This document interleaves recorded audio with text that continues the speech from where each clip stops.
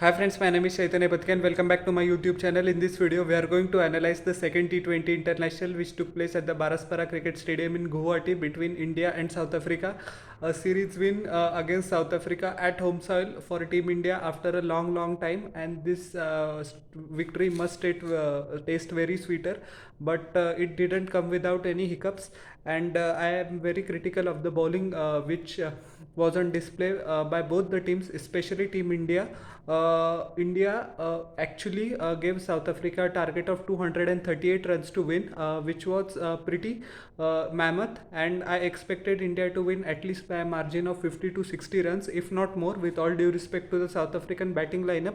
But I was very surprised and astonished by the ways our bowlers leaked runs, especially Arshdeep Singh and Akshar Patel, who had a magnificent series against uh, Australia. So a very disappointing bowling performance, but I will come to it after a few moments.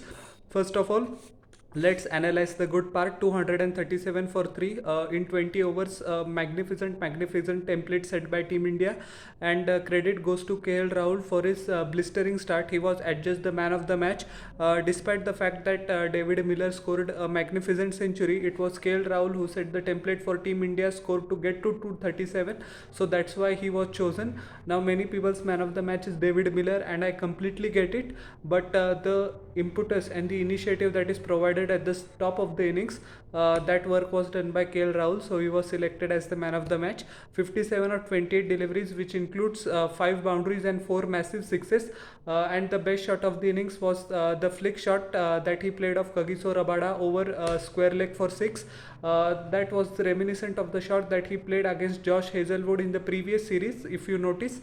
So a very good sign for Team India that KL Rahul is back into its great form. He is into his element, and we need this KL Rahul against Pakistan and South Africa in the World Cup, because a confident KL Rahul can win matches on his own. We know the talent, and he pierced the offside boundaries through the covers very well. So that is always a barometer of his confidence, the way he hits his cover drive.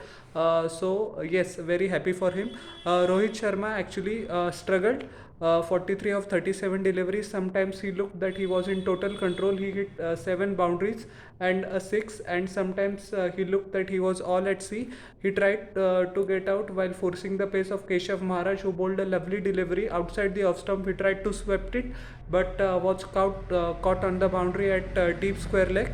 By Tristan Steps. Virat Kohli scored 49 of 28 deliveries, which also includes 7 boundary and a massive 6 at a magnificent strike rate of 175. Now there have been a lot of so-called cricket experts or critics who always criticize Virat Kohli playing for India in the T20 format, saying that his strike rate is not adequate for this level, but time and again he shuts his mouth. And once again, actually a video was trending on social media that Dinesh Karthik actually wanted Virat Kohli to take the strike and complete his 50, but he just pushed him away, saying that teams, what you can say, teams benefit or teams interest comes first, and Dinesh Karthik smashed the remaining 2 deliveries for sixes. Now if you take the wider picture into context, those 2 sixes proved to be the difference in the end, because South Africa got mightily close. But I know that Virat doesn't like to take any credit, because he's like this from the start. He doesn't mind personal milestones, even if he crosses 10,000, 11,000, 12,000, whatever number of runs that he scores, or the personal milestone. Team is always first, and Team India's what you can say, Team India's paramount importance is also essential for Virat. So a great display of selflessness. Surya Kumar Yadav, I think, was the star of the innings. With all due respect to Virat and KL Rahul, 61 of 22 deliveries, 5 boundaries, 5 sixes, so 50 runs in boundaries only at a strike rate of, can you believe it, 277.27. And the shot that is still etched in my memory is the shot that actually Kagiso Rabada tried to bowl a Yorker. Yorker, I beg your pardon. It was a at 148 miles per hour, right on middle stump, but he actually flicked it over wicketkeeper's head for 6. So how the hell he plays such kind of shots is beyond me. If you remember that he played a similar shot in the Asia Cup as well, a complete 360 scoop over the wicketkeeper's head. But Kagiso Rabada and Hong Kong bowlers, there is a difference of sun and moon, so you can imagine what kind of a shot that is. He peppered the square leg boundary pretty nicely, so short ball is not an option for Surya, and South African bowlers learned it the hard way. He played equally well towards the offside as well. So yes, he's going on very nicely. Used his feet against the spinners pretty well to hit over covers and deep cover region to maximize the area. And as we know that his stance is very open, so that opens up the field and the scoring areas for him to go berserk. He did exactly that, and as I said in my previous videos as well, long his form may continue, the number one batsman in the ICC T20 rankings, and rightfully so. Dinesh Karthik, 17 of 7 deliveries, as I said, a boundary and couple of sixes, 242.86, pretty impressive strike rate as well, doing his job since coming back into the side after his tremendous IPL with RCB this season. KG Rabada, a game to forget, 4 overs, 57 runs, no wickets at all. It was very unlike Rabada, he was all over the place, didn't get his length and got punished. Parnell also in 4 overs gave away 54 runs. Not a great day for the South African bowlers. All the stuff that he tried, it is not that Parnell didn't try anything, but there were a lot of full tosses on display by the South African batsmen as well, which didn't make their work any easier, and they paid for it. Lungi Ngidi, who came in place of Tabraiz Shamsi, 4 overs 49 runs, so not a welcome return of him to the side as well. Keshav Maharaj was the most impressive, bowled with great control, used the angles well, bowled at varying speeds, which constantly kept the Indian batsmen guessing. 4 overs 23 runs and 2 big wickets. So a magnificent display by Keshav Maharaj. If you take in mind the carnage that was going on with his fellow bowlers on the other end. Heinrich Nortje was also very expensive. 3 overs 41 runs, no wickets. Surya Kumar Yadav literally smashed him to all parts of the park, and Markram in just a single over gave away 9 runs, which was actually quite respectable if you keep in mind the total that India achieved. South Africa 238 to win. They came mightily close, and I actually thought between overs number 6 to 14 that they had given up. They were taking just singles and absolutely no initiative, but after over number 13, I beg your pardon, 13 to 20, they went absolutely berserk, scored more than 100 runs, and that's where my criticism of the Indian bowlers come in. None of our bowlers found the length, and they had absolutely no answer to the brilliance that David Miller unleashed on us. As we know that David Miller has been the form of this life, firstly with Gujarat Titans, his revival has begun for his career, but we didn't had any answers. We looked absolutely clueless, didn't know which areas to bowl, how to contain him, and as Indian bowlers should know his weakness of David Miller, that is outside the off stump. If we can cramp him for room, then if not getting out, we can actually restrict his scoring areas, which actually can tempt him to play a big shot. One can be miscued and you can get out, so none of that sort of planning. We actually didn't try as well to get him out. That was pretty painful to see. And 106 of 47 deliveries, which includes 8 boundaries and 7 sixes, 225.53, one of the greatest innings you can ever see on Indian soil by any foreign batsman, or one of the greatest innings period by any batsman. So yes, credit to Miller, and he almost took South Africa home. That would have been the greatest chase in history, no kidding. Markram scored 33 of 19, who also looked good for quite a while. Unfortunate to get out against the run of play.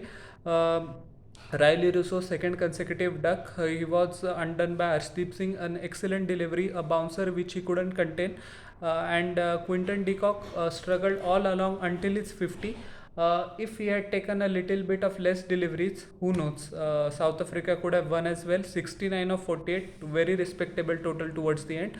3 boundaries and 4 sixes at a strike rate of 143.75. And Temba Bavuma, his horror run of form continues. And actually, forget what I said about Quinton de Kock. If you see that Temba Bavuma actually consumed the first over of Deepak Chair as a maiden. Now, can you believe it? You are scoring 200 and you need 238 to win, and you play despite the fact that you are a captain. a maiden over, which is very shambolic of him, and it is very surprising to other people as well when he says that he wasn't selected for the newly launched Cricket South Africa T20 league by all the 6 franchises. Now he might get the reason why he wasn't selected. Absolutely no place of Temba Bavuma in this playing lineup. I will any day go with Riza Hendricks because he has proven his class in this year as well, and he is much better than Temba Bavuma. I don't know, he should drop himself, and let's see if he turns up in the 30-20. I don't think so. Arshdeep Singh actually got Temba Bavuma out. Virat Kohli took a simple catch, and yes, he can. You can consider the South African captain the villain of this chase. Deepak Chahar in 4 overs bowled a maiden, gave away 24 runs and took no wicket. Unfortunately, he bowled very well but was very unlucky not to get a wicket. Arshdeep Singh took 2 wickets of Riley Russo and Bavuma, but actually went for a whooping 62. A worst performance. I don't think he nailed his Yorkers, and he was very predictable towards the latter part of the innings. He bowled short of length, which is his primary delivery, and as we know that David Miller knows that. Miller also smartly sat back instead of going berserk and just targeted him over square leg and mid wicket region and cow corner region, to which Arshdeep had no answer. Other delivery was the Yorker, which actually didn't fall in line as well for Arshdeep in this game, and Miller just smacked him straight down the wicket. So a game to forget, and he should learn.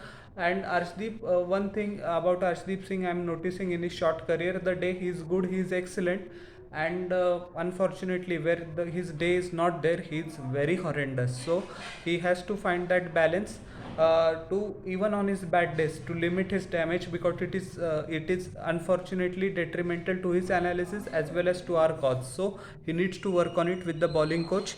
R Ashwin in 4 overs gave away 37 runs. Actually bowled first 2 overs pretty nicely, but his figures were spoiled when David Miller started hitting him in the middle overs. Akshar Patel in 4 overs, 53 runs and a wicket.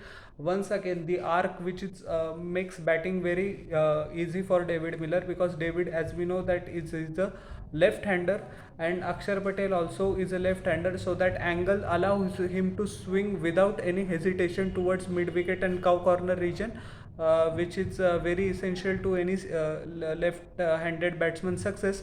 On the contrary, I expected Akshar Patel to try a few things to vary his pace, or even to try a Yorker, because everything he was trying, he was going for 6. So why not try something else?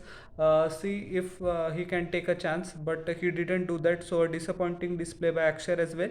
Harshal Patel in 4 overs gave away 45 runs and didn't take a single wicket. His economy rate was 11.25. I thought he was back in the groove, but he once again needs to go back to the drawing board and figure out the strategy how to bowl in the middle overs, because against a quality batsman like David Miller, he didn't look at home at all. So I would say India would be happy that they have won the series, but they would also be disappointed that having scored 237, they just managed to win by 16 runs in the end. Although we had some unexpected visitors in the form of a snake as well, and the lights also went out. So I don't know what the hell BCCI is doing, the richest cricket body in the world, and we have a snake as well as a power failure. So that's typical of them. Anyways, I will meet you in the next video. You please tell me how did you like my analysis of the second T20 in the comment section, and please don't forget to like, share and subscribe to my YouTube channel and press the bell icon for further notifications. We'll meet in a few moments. Till then, everyone, bye.